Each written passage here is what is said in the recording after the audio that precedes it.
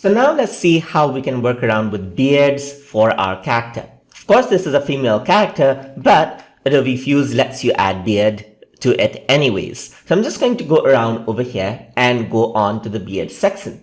So there are 4 options right over here, as you can see. The first one is of a chin, as you can see, and that covers up the entire chin over here with the character for the beard, as you can see right over here. There's something like the one to the side, as you can see right here, and there's one just above the chin, and there's something like this, as you can see. So these are the different beard styles that you can work with.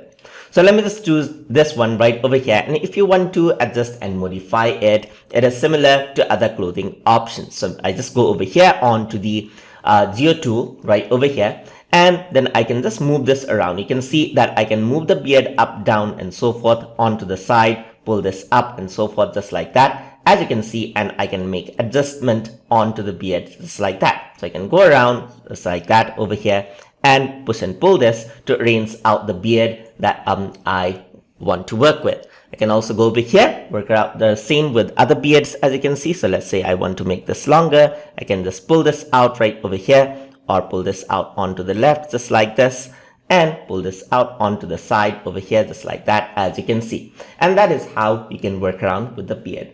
But since this is a female character and I don't want any beard, I'm just going to select this out and delete that out. So I'm just going to select this until the blue outline actually pops up, and press delete, and the beard has been deleted. And that's how you work with beard inside of Adobe Fuse characters. So hope you guys learned something as always. And as always, please like, comment, share, and subscribe.